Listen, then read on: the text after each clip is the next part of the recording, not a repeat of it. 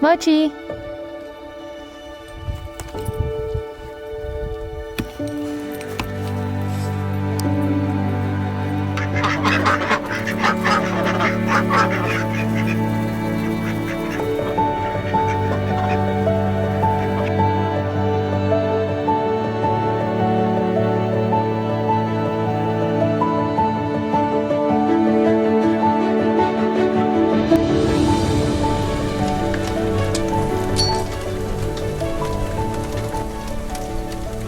So as you guys know, I was planning to leave, but plans have changed. Actually, I mean, the universe changed them, the weather changed them. There was a big snowstorm all over Texas right now, and it's really bad. I have no place to complain. I have heat and water. Thankfully, I'm off grid. I have friends that don't have power, don't have water. There are people literally freezing to death. So it's really bad over here. We have ducks and chickens here, and they're doing really well. I mean, none of them have frozen, but there are a lot of animals in zoos that have frozen, which breaks my heart to hear. Postponing the trip until the ice clears up. It actually kind of worked out anyways because I realized I have stuff to do on the van still. There were some last minute things that I just found out I needed to do. So I just feel like there were so many different signs that it wasn't time for me to go. I thought with this extra time, one thing I would share, I like just do a little story time basically about when I was arrested, because I've never shared that on here, I don't think. And it's a really interesting story. I'm actually referencing this blog post I wrote about it. But yeah, September 30th, 2019, I was arrested. Okay, so it all started at the Animal Liberation Conference in Berkeley, California. I found out about this conference, was instantly drawn to it, and knew I had to go because, as you guys know, I'm vegan, I'm passionate about it. I've always just been very drawn to activism and felt this need inside of me to use my talents, whether that's art or writing, to help a cause, and veganism happened to be the one that really like clicked for me and just, I don't know, like struck home because I've always really loved animals. First day, we just met everybody. It's kind of crazy. There were hundreds of people that came from around the world, like Japan and Mexico and Spain and all these amazing places. So we were meeting a bunch of people, but not only that, they were like-minded people, and they understood me, and like they understood the movement. The minority of people are vegans, so to be surrounded by hundreds of people that share this ideology with you is really crazy, and it feels so unifying and so empowering, and it was like my energy was just overflowing. Like I was filled with love and joy and energy, and it was so good. So the first day, yeah, we just kind of went over like what the organization was doing. The organization is called Direct Action Everywhere. I will link them down below if you want to donate or check them out. But yeah, just what they're doing in California right now, what they're working on. And the big things they were working on at the time is the right to rescue, which...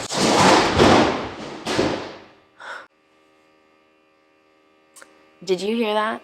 Okay, that big like bang was ice has been building up on the roof, and now it's warming up and it's all just sliding off. I don't know, it's crazy. It's like hundreds of pounds of ice, and I just every once in a while hear one of them like, okay, yeah. What was I saying? Oh yeah, so they were just going through everything that they were doing and working on. One of the big things was the right to rescue, which is just the right for activists and civilians to go into slaughterhouses and go into factory farms and rescue animals that are being abused. And the reason why they are pushing for the right to rescue is because activists within this organization are facing charges and felony charges and prison times that are longer than prison times from human beings who murder other human beings. So can we just process that? Like, a human activist goes into a factory farm and rescues a turkey who's being abused and is about to die, and they are being charged with more time than a murderer. Doesn't make sense. Instead of the company that's abusing the animals, like, you would think that the activist goes in, gets undercover footage, and is like, whoa, there's a lot of abuse going on here. And you'd think like the appropriate thing to do as a just society would be like, okay, let's investigate this organization, let's release this footage, like, let's look at this business. But no, they arrest the activists. Whatever, yeah, that's how society works right now. Anyways, they talked about the right to rescue, and they talked about what was happening with Whole Foods and the kind of feud that was going on there. Basically, the feud with Whole Foods was that activists went in undercover to farms that were supplying to Whole Foods and found that there was a lot of animal abuse happening there. And the footage that stands out to me is this chicken farm where there's baby chickens that are collapsed and their legs are broken and they aren't given access to water, and other chickens are like trampling on top of them, and they're in large windowless sheds, totally crammed. And then when you go on Whole Foods website, Whole Foods has like a 5-step humane process guarantee to all their animal products, which is a lie, as it usually is. But activists are like, okay, this is a absolute lie. Like, here's the footage. This isn't happening. They reached out to Jeff Bezos, the owner of Whole Foods, yada yada, did all the stuff with the law and with reaching out, and just got ignored and got silenced, basically. We kind of went through the law side of it. We went through everything that was happening with like legislation in the state of California and also Berkeley, and we did some marches. And then on the second day and the third day, we were able to choose different lectures that we wanted to attend. So there was a lecture on public speaking or nonviolent communication or climate change, anything that was related to animal agriculture and veganism and stuff like that, but kind of subsets of it. So if you wanted to focus on like public speaking within that as a form of activism, then that's the one you would go to, you know?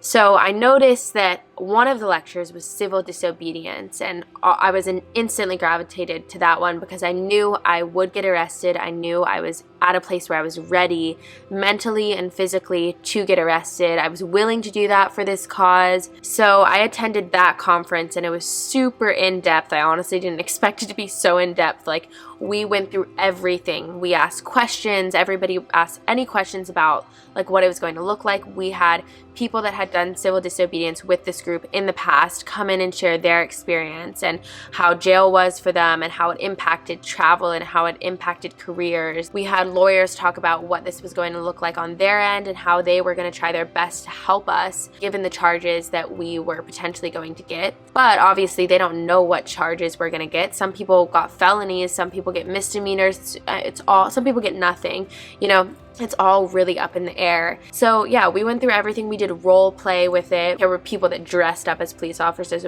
and kind of went through exactly what that was going to look like. Worst case scenario if there was police aggression and stuff like that. And we went through what it was going to look like to be handcuffed and what was the best way to be handcuffed so that there were no injuries to your wrist and so that it was comfortable, and what it might look like if someone around you is having a panic attack in this situation, because we were just planning for the worst, and also what it would look like if you were to have a panic attack in that situation or anxiety or whatever. For me, the biggest one was how it would affect travel, because there were people that it impacted their travel to have a felony, like they weren't able to go to Canada or whatever. And I want to go to Canada. So I was like, that was big on my mind. But I ended up still going through with it. And in my mind, at the end of that lecture, I was like, if I have the opportunity to get arrested, I will do it. So they gave us a wristband to say that we had done that course, and we went on with the rest of the courses and the lectures, and I attended other ones. It was so fun. We watched the movie Okja, and we all had like vegan snacks together like at the end of one night. And Okja is such a good movie. If you guys haven't watched it, I don't know, it was so good. And to watch it like in the midst of all this activism was so empowering. I ended up meeting 2 other people who live in vans and RVs, and we all parked together and would like go every single day, and it was just a really good community. And then the end of the conference kind of rolled around, the end of the 3 days, and we were told, okay, there's one last action if you guys want to go to it. It's in the morning. We have to wake up and meet at the train station at 4 a.m. So at 4 a.m. it's still dark outside, and me and these other girls who we all parked together and we live in like RVs and vans, we got up and we all went together to this train station. We meet with the rest of the activists, and we're not told what we're going to do because basically they didn't want anything to be leaked to the police. So yeah, there was no information. We had no clue what we're going to do, but I trusted this organization. Somebody gave a talk at that train station and just said, like, we are going to be doing an action. there is going to be the opportunity to get arrested. Also, there's the if you don't want to get arrested, you don't have to be arrested at this action, and we only want people who have taken the course to be arrested. And then an emphasis on nonviolence, but we had already taken a lot of courses and done a lot of talks on nonviolence, so we knew what that meant, but there were a lot of kind of strict rules just to keep everything running as smoothly as possible. One of them was that there were designated people to talk to the police. And we start walking, and then all of a sudden we go to Whole Foods in San Francisco, right in the middle of the city. And it's hundreds of us, big, we're all marching and have posters and chanting as we walk the streets. So even as we're walking the streets, we're marching and doing activism, and then we arrive at Whole Foods. I wasn't even aware of any of this stuff that was happening, but basically what happened is we marched through the Whole Foods with different posters, and people gave speeches. And at the time we were doing that, I wasn't aware of this, and most of us weren't aware of this, but there were people climbing onto the roof and released a big poster of Jeff Bezos that said something about abusing animals. I don't know exactly what, but it was a massive poster of Jeff Bezos. So I guess we kind of were the distraction by giving the speeches and stuff. Then we left the Whole Foods and went outside, and we all just kind of protested there in the parking lot. And with pretty quickly, immediately, the Whole Foods was totally shut down. The entire street was shut down, and police came to patrol. And then for hours after that, the police stayed, we stayed, and we had a microphone, and we had different kind of speeches and stuff that was just broadcasted to the public, because this is in the middle of the city, so pedestrians are walking by, they're seeing this. There are apartment complexes where people are recording out of their windows and stuff like that. And yeah, people are just giving different speeches about what they've seen. There's whistleblowers and people who've gone undercover to these factory farms that go in, that were giving speeches and saying what they saw. There were lawyers giving speeches about how the interactions were going on the law side between Whole Foods, and how basically Whole Foods just hasn't addressed this animal abuse. And then there were just activists that were talking about why they were willing to be here and get arrested. There were people that talked about their experience dropping out of college to do activism full time with this organization because they felt so compelled and felt that it was such a need in society right now, which I think is so badass. Yeah, everybody that spoke was just so articulate and so compelling. I was just in awe. And I feel like the police were in awe too. I don't know. I was watching the police and I was I don't know, the whole time I was just there's no way. You've literally been listening to these speeches for 5 hours. You've got to kind of see the logic in this. So we're there, and we just continue to be there, and everything runs really smoothly. There's an artist, somebody who wrote a song about animal liberation and what's happening basically, and how we should treat ducks and pigs and chickens with respect. And I know that sounds like a kid's song, and it is kind of a kid's song, but I think there's a lot of beauty in that. And I think we teach kids that, but we lose sight of that compassion as we get older, and then we start to teach children and adults that it's okay to harm animals and it's okay to put our fork in pigs, but we love dogs. And yeah, there's all of these underlying hypocrisies and things that I never thought of my whole life because I wasn't vegan, and I don't think the average person thinks of. The one thing that I wish I did differently, the one thing, when I protest again, I will remember, and this might be too much information, I think it is, but I need to wear a adult diaper. I mean, there were other activists that were doing it, and they were wearing adult diapers, but I needed to pee so bad so many different times. It was really a struggle because we were there for over 5 hours, and the whole Whole Foods was shut down. So yeah, it was a struggle.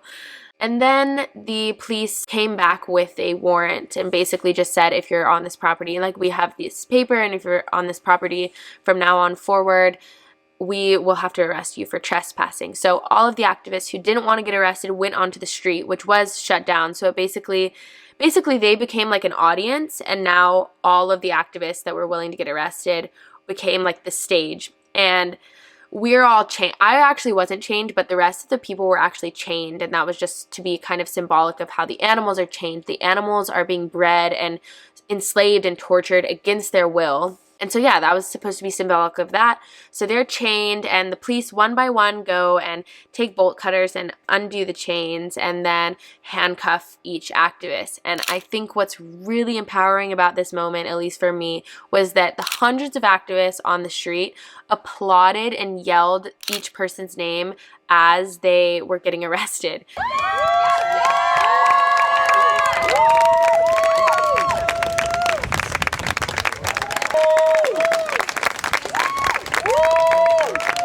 And it was just crazy because I think back to other past social justice movements like Rosa Parks and other people that were willing to get arrested, and like in those moments there's so much courage there because they were doing it without the support of others. But for me it seemed like such a safe space because I knew that there were people getting arrested with me, and there was a group and an organization that was cheering me on and that had lawyers that were volunteering their time and their service to help us. And it was all just kind of like a community, and it was all like we were all just helping each other.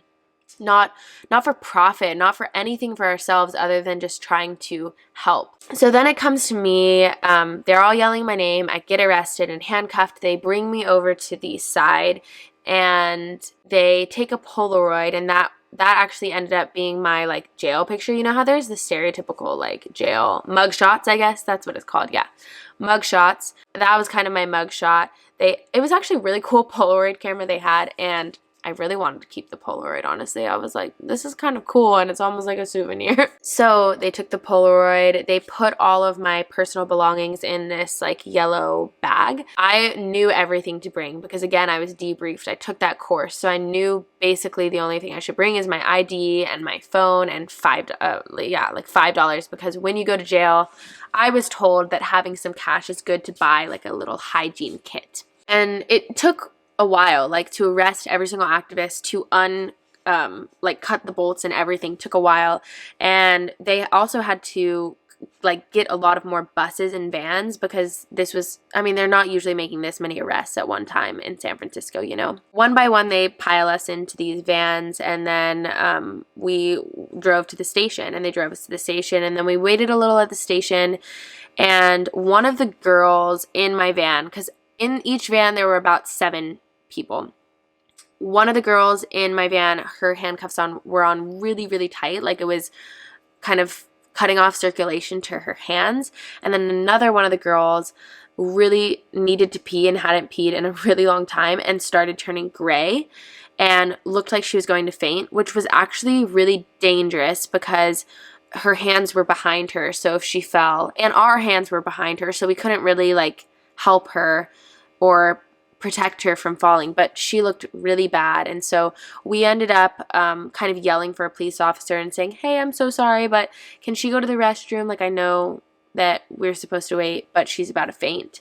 And they were really nice. They let her go to the restroom, and they actually undid all of our handcuffs because they knew we weren't a risk. Like, we weren't criminals. We were peaceful activists. You know, they knew we weren't going to do anything to them or each other. We started being loaded out of the trucks, and we ended up just being cited and released. So we got to go after they took all our information, and we were charged with misdemeanors for trespassing.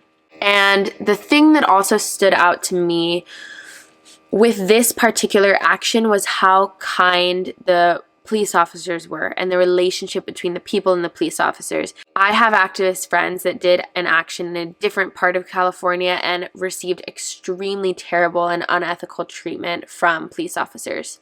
So I don't think that this is always the case, and I think police brutality is a big issue. But in this case, the police officers were exceptionally nice. Like, they were in a very good mood.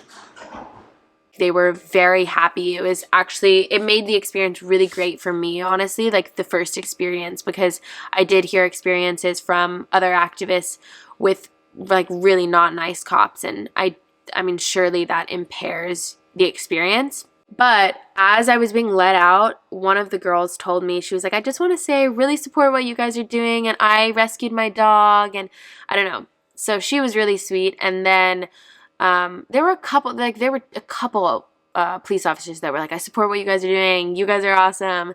And another conversation that stood out to me is when I was being cited and released, like we were all in a line and they had set up a booth where we had to sign and stuff like that and get our stuff back, like our phones or whatever was in the yellow bag. The police officers talked in front of us. They knew that we were listening, but they were like, I just want to say this is like the nicest group of activists I have ever dealt with or something.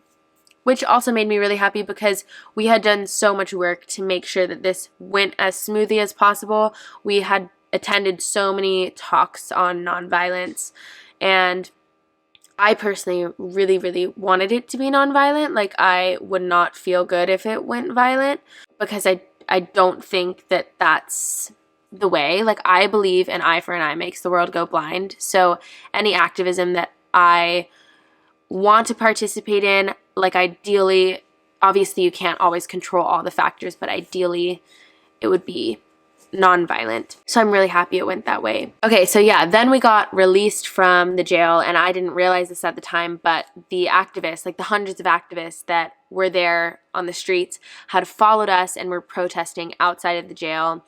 And so when we were released, they all like cheered for us again, and everybody bought anybody who was arrested bought food from the activists that weren't arrested from like the restaurant across the street. So all of the activists like flooded into the restaurant, and we all got food and like chatted and talked. I would be willing to do it again, and I would be willing to go to jail because I didn't this last time. It makes a big statement when you see on the news, because it was on the news. It was on many different news outlets. Actually, I think CBS was one of them.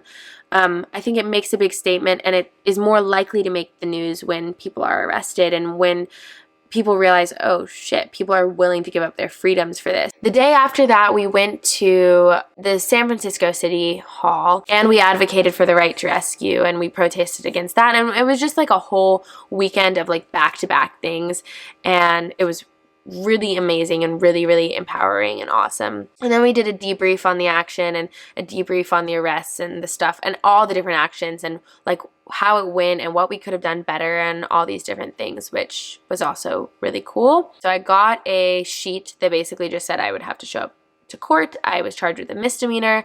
Like I said, there were those volunteers that, the lawyers that volunteer for the organization that basically just said they would do their best to represent us. Obviously, they can't guarantee anything, like every case is different, but I actually didn't even have to end up going to court because one of those lawyers just represented me, and it's not on my record.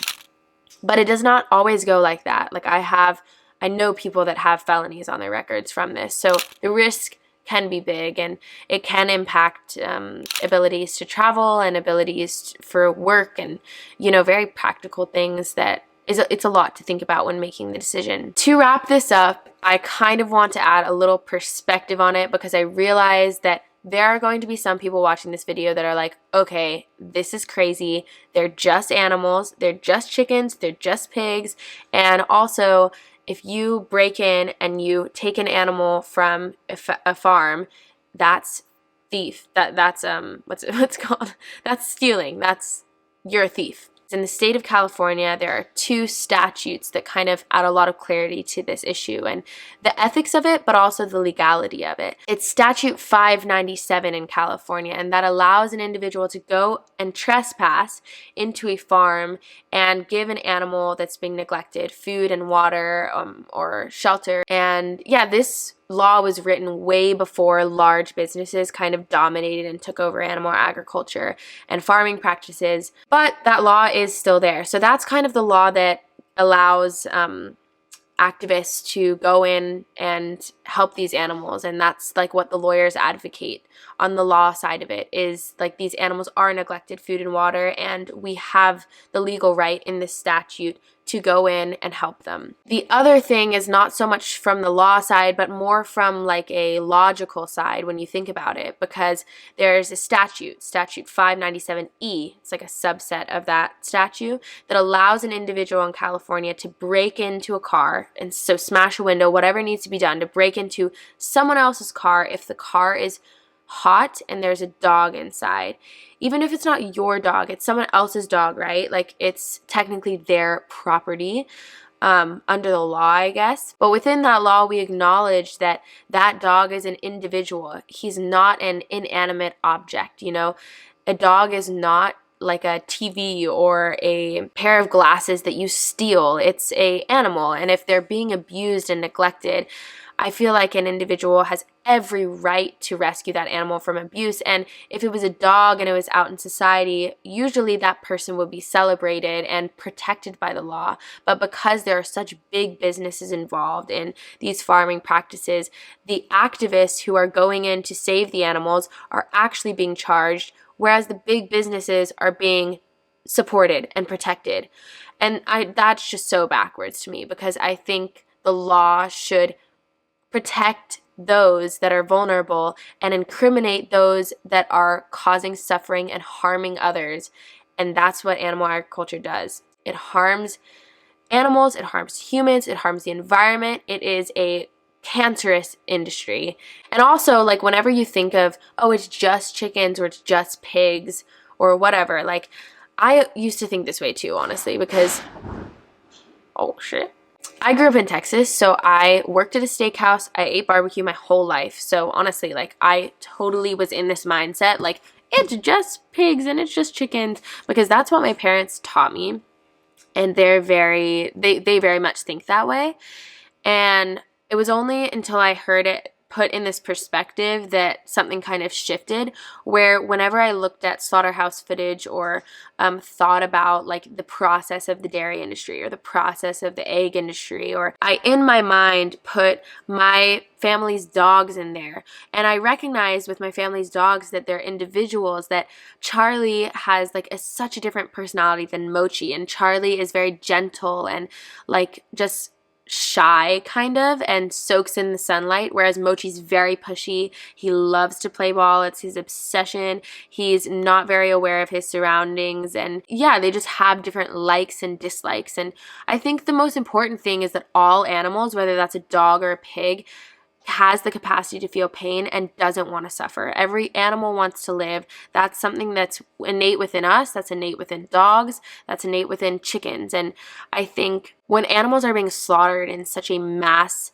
way, especially such a socially acceptable way, the way it is for food, I think sometimes we lose sight of that. We lose sight of the fact that they are individuals, that like this statistic of 72 billion animals we kill a year is not just a number. It's not just like a production machine or an inanimate object. Like, these are 72 billion individuals. And when you think of it that way, you actually think of like, wow, like even 2 animals is fucked up to kill. Because I think of killing my 2 dogs, and that is so messed up, unless it's for their best interest, like euthanasia or something. But killing animals for a fraction of their lives for food that we don't even need to survive in a modern civilized society, that's not for their best interest. And I too get in this mindset of like, oh, they're just chickens, like, because we just grew up all being conditioned to believe that.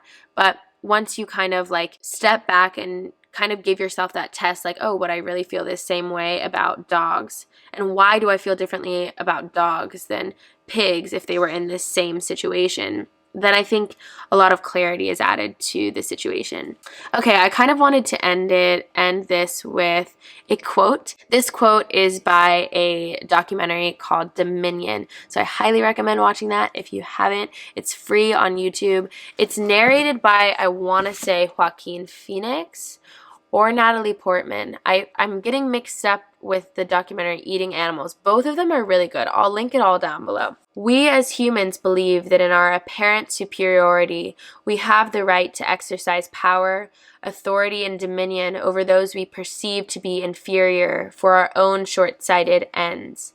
It is a justification that has been used before, by the white man to enslave the black or take their land and their children, by the Nazis to murder the Jews, by men to silence and oppress women. Are we doomed to repeat history over and over? Does the superiority complex, this pure selfishness, define... Okay, something's going on with my camera, but I just wanted to say bye. Thank you guys for watching. Thank you guys for keeping an open mind, and I'll see you guys in the next video on Saturday.